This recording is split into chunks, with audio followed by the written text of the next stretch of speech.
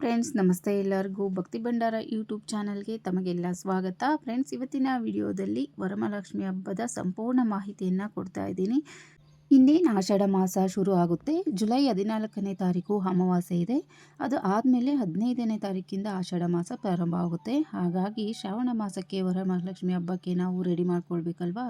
ಹಾಗಾಗಿ ಇವತ್ತಿನ ವಿಡಿಯೋದಲ್ಲಿ ಯಾವ ಥರ ಸಿದ್ಧತೆ ಮಾಡ್ಕೊಳ್ಬೇಕು, ಹಬ್ಬ ಯಾವ ದಿನ ಬಂದಿದೆ, ಯಾವ ಬಣ್ಣದ ಸೀರೆ ತಗೊಳ್ಬೇಕು, ಈ ವರ್ಷ ವರಮಹಾಲಕ್ಷ್ಮಿ ಹಬ್ಬಕ್ಕೆ ಹಾಗೆ ಪೂಜೆಗೆ ಏನೆಲ್ಲ ವಸ್ತುಗಳನ್ನು ಸಿದ್ಧತೆ ಮಾಡ್ಕೊಳ್ಬೇಕು ಅಂತೆಲ್ಲ ಸಂಪೂರ್ಣ ಮಾಹಿತಿಯನ್ನು ತಿಳಿಸ್ಕೊಡ್ತಾ ಇದ್ದೀನಿ. ವಿಡಿಯೋನ ಎಲ್ಲೂ ಸ್ಕಿಪ್ ಮಾಡಬೇಡಿ, ಕೊನೆ ತನಕ ವಿಡಿಯೋನ ನೋಡಿ.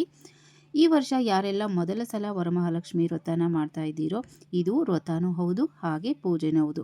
ಮೊದಲ ಸಲ ಕಳಶ ಇಟ್ಟು ಹಬ್ಬ ಮಾಡೋರು ಏನೆಲ್ಲ ತಗೋಬೇಕು, ಹಾಗೆ ಇಷ್ಟು ವರ್ಷ ಹಬ್ಬ ಮಾಡ್ತಾ ಇರೋ ಅಂಥವ್ರು ಏನೆಲ್ಲ ವಸ್ತುಗಳು ಇದೆ, ಈ ವರ್ಷ ಏನೆಲ್ಲ ವಸ್ತುಗಳನ್ನು ತಗೊಬೇಕು, ಯಾವ ರೀತಿ ಸಿದ್ಧತೆ ಮಾಡ್ಕೊಳ್ಬೇಕು, ಹಾಗೆ ಈ ವರ್ಷ ಕೆಲವರು ವೈಭವಲಕ್ಷ್ಮಿ ಪೂಜೆ ಮಾಡಬೇಕು ಅಂದ್ಕೊಂಡಿರೋರು 5 ವಾರ ಅಥವಾ 8 ವಾರ ಮಾಡೋರು, ಮಧ್ಯದಲ್ಲಿ ವರಮಹಾಲಕ್ಷ್ಮಿ ಪೂಜೆ ಕೂಡ ಬರುತ್ತೆ. ಹಾಗಾಗಿ ವರಮಹಾಲಕ್ಷ್ಮಿ ಹಬ್ಬದ ದಿನ 2 ಕಳಶ ಇಟ್ಟು ಪೂಜೆ ಮಾಡಬಹುದಾ, ಹೀಗೆಲ್ಲ ಸಾಕಷ್ಟು ಪ್ರಶ್ನೆಗಳು ನಿಮ್ಮ ಮೈಂಡಲ್ಲಿರುತ್ತೆ. ಅದಕ್ಕೆ ಇವತ್ತಿನ ವಿಡಿಯೋದಲ್ಲಿ ಎಲ್ಲವನ್ನು ಸಂಪೂರ್ಣವಾಗಿ ತಿಳಿಸ್ಕೊಡ್ತೀನಿ. ಹಬ್ಬಕ್ಕೆ ಶಾಪಿಂಗ್ ಮಾಡಬೇಕು, ಸೀರೆ ತೊಗೊಬೇಕು ಅಂದರೆ ಸಾಕಷ್ಟು ಸಮಯವಂತೂ ಬೇಕಲ್ವಾ, ಬೇಕೇ ಬೇಕಾಗುತ್ತೆ. ಹಾಗಾಗಿ ಸ್ವಲ್ಪ ಮುಂಚಿತವಾಗಿ ವಿಡಿಯೋನ ಮಾಡ್ತಾಯಿದ್ದೀನಿ. ಇನ್ನು 2026 ಈ ವರ್ಷದ ವರಮಹಾಲಕ್ಷ್ಮಿ ಹಬ್ಬ ಯಾವ ದಿನ, ಯಾವ ಸಮಯ, ದಿನಾಂಕ, ತಿಥಿ, ನಕ್ಷತ್ರ, ಈ ದಿನ ಶುಭ ಯೋಗಗಳು, ಶುಭ ಮುಹೂರ್ತ, ಯಾವ ಬಣ್ಣದ ಸೀರೆ ಎಲ್ಲ ತಿಳ್ಕೊಳ್ಳೋಣ ಬನ್ನಿ. ಶ್ರಾವಣ ಮಾಸದ ಶುಕ್ಲ ಪಕ್ಷದ ನವಮಿ ತಿಥಿ ಅನುರಾಧ ನಕ್ಷತ್ರ, ಸೂರ್ಯೋದಯದಲ್ಲಿ ಅನುರಾಧ ನಕ್ಷತ್ರ ಇರುತ್ತೆ. ಆಮೇಲೆ ಜ್ಯೇಷ್ಠ ನಕ್ಷತ್ರ ಪ್ರಾರಂಭ ಆಗುತ್ತೆ. ಈ ವರ್ಷ ವರಮಹಾಲಕ್ಷ್ಮಿ ಹಬ್ಬ ಆಗಸ್ಟ್ 21ನೇ ತಾರೀಕು ಶುಕ್ರವಾರ ಬಂದಿದೆ.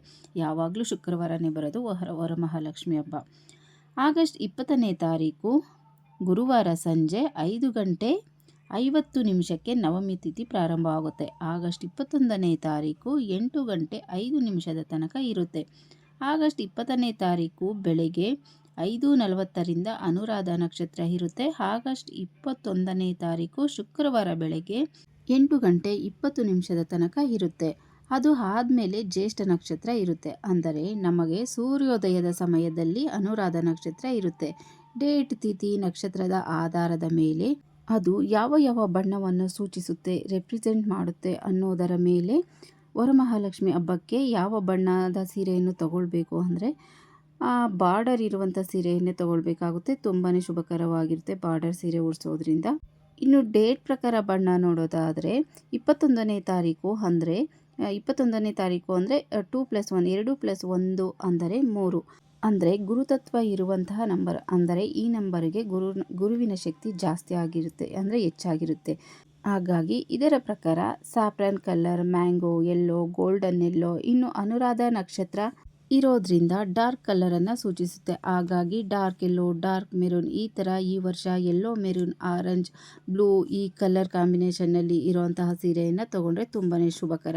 ಇನ್ನು ಈ ಕಲರನ್ನು ಬಿಟ್ಟು ಸಾಮಾನ್ಯವಾಗಿ ನಾವು ಯಾವಾಗಲೂ ಅಮ್ಮನವ್ರಿಗೆ ಇಷ್ಟಪಡುವ ಸೀರೆ ಅಂದರೆ ಹಸಿರು, ಕೆಂಪು, ಹಳದಿ ಈ ಥರ ಡಾರ್ಕ್ ಕಲರ್ಸನ್ನೇ ಆಯ್ಕೆ ಮಾಡ್ತೀವಿ. ನಾವು ಸಾಮಾನ್ಯವಾಗಿ ಅಮ್ಮನವರ ಪೂಜೆಗೆ ನಾವು ಕುತ್ಕೊಳ್ಳುವಾಗ ನಾವು ಉಟ್ಕೊಳ್ಳೋದಾಗಲಿ, ಅಮ್ಮನವ್ರಿಗೆ ಮಡ್ಲಕ್ಕಿ ಕೊಡುವಾಗಲಿ ಈ ಥರದ ಕಲರ್ಸನ್ನೇ ನಾವು ಆಯ್ಕೆ ಮಾಡ್ಕೊಳ್ತೀವಿ ಅಂತ ಅದು ಎಲ್ಲರಿಗೂ ಗೊತ್ತೇ ಇದೆ.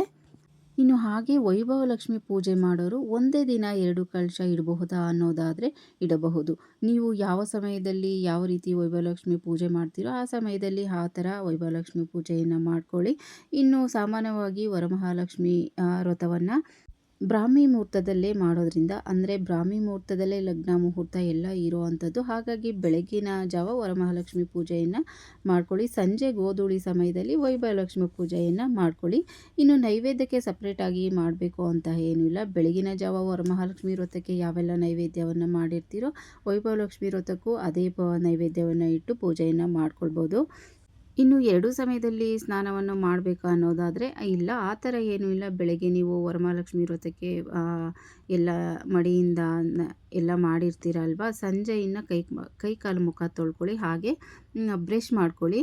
ಯಾಕೆ ಅಂದರೆ ಮಂತ್ರಗಳನ್ನು ಪಠಿಸುವಾಗ ದಂತ ಕ್ಲೀನಾಗಿರ್ಬೇಕಂದ್ರೆ ಅಂದರೆ ನಮ್ಮ ಬಾಯಿ ಆದಷ್ಟು ಕ್ಲೀನಾಗಿ ಇರಬೇಕಂದ್ರೆ ಕ್ಲೀನಾಗಿ ಇರಬೇಕು ಅಂತ ಹೇಳ್ತಾರೆ. ಹಾಗೆ ಇನ್ನೊಬ್ಬೊಬ್ಬರು ಏನಪ್ಪ ಅಂತ ಹೇಳ್ತಾರೆ ಅಂದರೆ ಗೋಮೂತ್ರದಿಂದ ಬಾಯನ್ನು ಕ್ಲೀನ್ ಮಾಡ್ಕೊಳ್ಳಿ, ಶುದ್ಧಿ ಮಾಡ್ಕೊಳ್ಳಿ ಅಂತ ಕೂಡ ಹೇಳ್ತಾರೆ.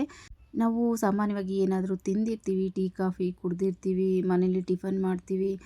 ಅದಕ್ಕೆ ಈರುಳ್ಳಿ, ಬೆಳ್ಳುಳ್ಳಿ ಎಲ್ಲ ತಿಂದಿರ್ತೀವಲ್ವ. ಹಾಗಾಗಿ ಗೋಮೂತ್ರದಿಂದ ಶುದ್ಧಿ ಮಾಡಿಕೊಂಡ್ರೆ ಅದು ಮೈಲಿಗೆ ಆಗಲ್ವಂತೆ. ಹಾಗಾಗಿ ಗೋಮೂತ್ರದಿಂದ ಶುದ್ಧಿ ಮಾಡಿಕೊಂಡ್ರೆ ಎಲ್ಲ ದೋಷಗಳು ನಿವಾರಣೆ ಆಗುತ್ತೆ ಅಂತ ಕೂಡ ಹೇಳ್ತಾರೆ. ನಿಮಗೇನಾದರೂ ಸಿಕ್ಕಿದ್ರೆ ದಯವಿಟ್ಟು ಗೋಮೂತ್ರದಿಂದ ಬಾಯನ್ನು ಮುಕ್ಕಳಿಸಿ ಅಂತಲೇ ಹೇಳ್ತೀನಿ. ಇಂತಹ ವ್ರತಗಳನ್ನೆಲ್ಲ ಮಾಡುವಾಗ ಆದಷ್ಟು ಬಾಯಿಯನ್ನು ಶುದ್ಧಿಯಾಗಿ ಇಟ್ಕೊಳ್ಬೇಕು. ಕೆಟ್ಟ ಮಾತುಗಳನ್ನು ಮಾತಾಡೋದು, ಬೈಯೋದು ಆ ಥರದ್ದೆಲ್ಲ ಮಾಡಬಾರ್ದು. ಆದಷ್ಟು ಮೌನದಿಂದ ವ್ರತಗಳನ್ನು ಮಾಡಬೇಕಾಗುತ್ತೆ.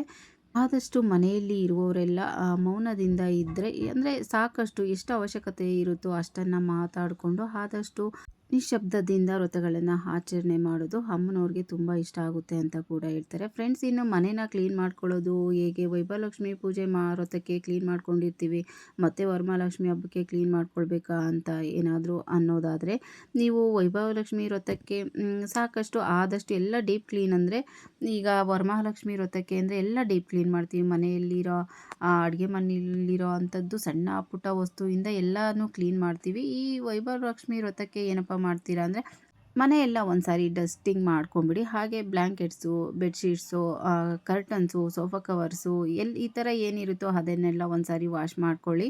ಇನ್ನು ವೈಭವಲಕ್ಷ್ಮಿ ವ್ರತಕ್ಕೆ ನೈವೇದ್ಯವನ್ನು ಮಾಡುವಾಗ ಆದಷ್ಟು ಅಡುಗೆ ಮನೆಯನ್ನು ಎಲ್ಲ ಫ್ಲೋರಿಂಗ್ ಎಲ್ಲ ಒರೆಸ್ಕೊಂಡು ಸ್ಟವ್ ಎಲ್ಲ ಕ್ಲೀನ್ ಮಾಡಿಕೊಂಡೇ ನೈವೇದ್ಯವನ್ನು ಮಾಡಬೇಕಾಗುತ್ತೆ. ಸ್ಟವ್ಗೂ ಸಹ ಪೂಜೆಯನ್ನು ಮಾಡಿ ನೈವೇದ್ಯವನ್ನು ನೀವು ರೆಡಿ ಮಾಡಬೇಕಾಗುತ್ತೆ. ಪೂಜೆಗೆ ಅವಶ್ಯಕತೆ ಇರುವಂತಹ ಸಾಮಾನುಗಳನ್ನು ನೀವು ಕ್ಲೀನ್ ಮಾಡ್ಕೊಳ್ಳಿ. ಇನ್ನು ವರಮಹಾಲಕ್ಷ್ಮಿ ಹಬ್ಬಕ್ಕೆ ಎಲ್ಲ ಡೀಪ್ ಕ್ಲೀನ್ ಮಾಡ್ಕೊಳ್ಳಿ.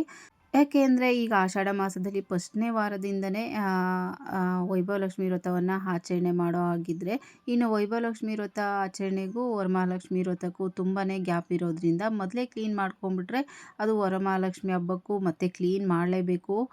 ಹಬ್ಬಕ್ಕಂತೂ ಕ್ಲೀನ್ ಮಾಡಲೇಬೇಕು, ಡೀಪ್ ಕ್ಲೀನ್ ಮಾಡಬೇಕು. ಆದಷ್ಟು ವೈಭವಲಕ್ಷ್ಮಿ ವ್ರತಕ್ಕೆ ಎಷ್ಟು ಸಾಧ್ಯನೋ ಅಷ್ಟನ್ನು ಕ್ಲೀನ್ ಮಾಡ್ಕೊಳ್ಳಿ ಅಂತಲೇ ಹೇಳ್ತೀನಿ. ಇನ್ನು ವರಮಹಾಲಕ್ಷ್ಮಿ ಹಬ್ಬಕ್ಕೆ ಏನೆಲ್ಲ ಬೇಕು ಅಂದರೆ ಫ್ರೆಂಡ್ಸ್, ನೀವು ಮಾಡ್ತಾ ಇರೋರಿಗೆಲ್ಲ ಗೊತ್ತೇ ಇರುತ್ತೆ ಏನೆಲ್ಲ ಬೇಕು ಅಂತ. ಮುಖ್ಯವಾಗಿ ಕಳಶನ ಇಡೋದಕ್ಕೆ ತಾಮ್ರದ ಅಥವಾ ಬೆಳ್ಳಿಯ ಚೆಂಬು ಅಥವಾ ಬಿಂದಿಗೆ, ನಿಮಗೆ ನಿಮ್ಮ ಶಕ್ತಿಯ ಅನುಸಾರ ಚೆಂಬು ಆಗಿದ್ರು ಚೆಂಬು ತೊಗೊಳ್ಳಿ, ಬಿಂದಿಗೆ ಆಗಿದ್ದರೆ ಬಿಂದಿಗೆ ತೊಗೊಳ್ಳಿ, ಬೆಳ್ಳಿದಾದರೆ ಬೆಳ್ಳಿದೆ ತೊಗೊಳ್ಳಿ ಅಥವಾ ಹಿತ್ತಾಳೆದಾದರೆ ಹಿತ್ತಾಳೆದೆ ತೊಗೊಳ್ಳಿ, ನಿಮ್ಮ ಶಕ್ತಿಯ ಅನುಸಾರ ತೊಗೊಳ್ಳಿ. ಇನ್ನು ಮುಖವಾಡ ಅಂತೂ ಬೇಕೇ ಬೇಕಾಗುತ್ತೆ. ಇನ್ನು ಕೆಲವರು ಮುಖವಾಡನ ಇರಲ್ಲ, ತೆಂಗಿನಕಾಯಿಗೆ ಲಕ್ಷ್ಮಿ ಅಲಂಕಾರನ ಮಾಡಿ ಕಳಶದಲ್ಲಿ ತೆಂಗಿನಕಾಯಿ ಮಾತ್ರ ಇಟ್ಟು ಪೂಜೆಯನ್ನು ಮಾಡ್ತಾರೆ. ನಿಮ್ಮ ಪದ್ಧತಿ ಹೇಗಿರುತ್ತೋ ಆ ಥರ ಆಚರಣೆಯನ್ನು ಮಾಡ್ಕೊಳ್ಳಿ. ಇನ್ನು ಅಮ್ಮನವರ ಪೂಜೆಗೆ ಆನೆಗಳು ತುಂಬ ಮುಖ್ಯ ಮುಖ್ಯನೇ ಅಂತ ಹೇಳ್ತಾರೆ. ಹಾಗಾಗಿ 2 ಆನೆಗಳನ್ನು ತಗೊಳ್ಳಿ. ನೋಡಿ, ಬೆಳ್ಳಿದು ಆದರೂ ತೊಗೊಳ್ಳಿ ಅಥವಾ ಈಗಂತೂ ಇದೆಲ್ಲ ಸಾಧ್ಯವಾದಷ್ಟು ಬೆಳ್ಳಿದೆ ತೊಗೊಳ್ಳಿ, ತುಂಬಾ ಒಳ್ಳೆಯದು ಅಂತ ಹೇಳ್ಬೋದು.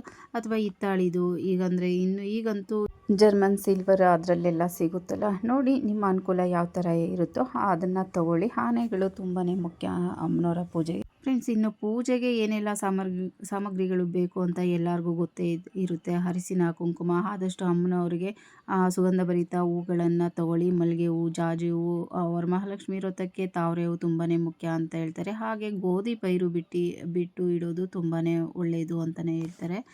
ಇನ್ನು ದೀಪಗಳು, ಗೆಜ್ಜೆ ವಸ್ತ್ರ, ಬತ್ತಿಗಳು, ತುಪ್ಪದ ಬತ್ತಿಗಳು, ಇನ್ನು ದುಡ್ಡು ಸ್ವಲ್ಪ ಅಮ್ಮನವರ ಪೂಜೆಗೆ ದುಡ್ಡನ್ನು ಇಡಬೇಕಾಗುತ್ತೆ. ಹೂವು, ಹಣ್ಣು, ಮುಖ್ಯವಾಗಿ ಗೆಜ್ಜೆ ವಸ್ತ್ರ ಹಾಕಲೇಬೇಕು ಅಮ್ಮನವ್ರಿಗೆ. ಇನ್ನು ತಾಳಿ ತುಂಬ ವರ್ಷಗಳಿಂದ ಮಾಡ್ಕೊಂಡು ಬಂದಿರೋರು ನೀವು ಚಿನ್ನದಲ್ಲೇ ಮಾಡಿಸಿ ಇಟ್ಕೊಂಡಿರ್ತೀರ. ಇಲ್ಲ ಅನ್ನೋರು ಒಂದು ಅರಿಶಿನ ಕೊಂಬನ್ನು ಕಟ್ಟಬೇಕಾಗುತ್ತೆ. ಹೊಸ ದಾರನ ತಂದು ಅರಿಶಿನ ಕೊಂಬನ್ನು ಕಟ್ಟಬೇಕಾಗುತ್ತೆ. ಇನ್ನು ಡ್ರೈ ಫ್ರೂಟ್ಸು, ಕಳಶದಲ್ಲಿ ಹಾಕುವಂತಹ ವಸ್ತುಗಳು ಅಂದರೆ ವರಮಹಾಲಕ್ಷ್ಮಿ ಹಬ್ಬಕ್ಕೆ ಕಳಶಕ್ಕೆ ಹಾಕೋವಂಥ ವಸ್ತುಗಳು ಅಂದರೆ ಗ್ರಂಥಿಗೆ ಅಂಗಡಿಯಲ್ಲೇ ಕೊಡ್ತಾರೆ. ಫ್ರೆಂಡ್ಸ್, ಇನ್ನೊಂದೇನಪ್ಪ ಅಂದರೆ ವರಮಹಾಲಕ್ಷ್ಮಿ ಹಬ್ಬನೂ ಅಷ್ಟೇ ಕಲಶ ಸ್ಥಾಪನೆ ಪ್ರತಿಷ್ಠಾಪನೆ ಮಾಡೋದ್ರಲ್ಲೂ ಅಷ್ಟೇ ಒಬ್ಬೊಬ್ಬರು ಒಂದೊಂದು ರೀತಿಯಾಗಿ ಮಾಡ್ತಾರೆ. ಎಲ್ಲರೂ ಒಂದೇ ರೀತಿಯಾಗಿ ಮಾಡಲ್ಲ, ಒಬ್ಬೊಬ್ಬರು ಒಂದೊಂದು ರೀತಿಯಲ್ಲಿ ಮಾಡ್ತಾರೆ. ಅವರು ಯಾವ ಥರ ಹಿಂದಿನಿಂದ ಅಂದರೆ ಅವರ ಮನೆಯಲ್ಲಿ ಅವರ ಅತ್ತೆ ಅವರಮ್ಮ ಯಾವ ಥರ ಅನುಸರಿಸ್ಕೊಂಡು ಬಂದಿರ್ತಾರೋ ಆ ಥರ ಕೆಲವರು ಮಾಡ್ತಾರೆ. ಹಾಗಾಗಿ ಕಲಶದ ಸ್ಥಾಪನೆ ನಿಮ್ಮ ಇಷ್ಟಕ್ಕೆ ಬಿಟ್ಟಿದ್ದು, ಯಾವ ಥರ ಕಲಶದೊಳಗಡೆ ಏನೆಲ್ಲ ಹಾಕ್ತೀರಿ ಅಂತ. ಕೆಲವರು ತುಂಬ ಸಿಂಪಲ್ಲಾಗಿ ಸ್ವಲ್ಪ ಅರಿಶಿನ ಕುಂಕುಮನ ಹಾಕಿ 1-2 ಕಾಯಿನನ್ನು ಹಾಕಿ ಅದಕ್ಕೆ ನೀರು ಹಾಕಿ ಸ್ವಲ್ಪ 1-2 ಹೂವನ್ನು ಹಾಕಿ ಅದರ ಮೇಲೆ ಕಾಯಿ ಇಟ್ಟು ಸ್ಥಾಪನೆ ಮಾಡ್ತಾರೆ. ಇನ್ನು ಕೆಲವರು ಡ್ರೈ ಫ್ರೂಟ್ಸ್ ಎಲ್ಲ ಹಾಕಿ ಆ ಥರ ಅಕ್ಕಿ ಹಾಕಿ, ಅಕ್ಷತೆ ಹಾಕಿ ಈ ಥರ ಮಾಡ್ತಾರೆ.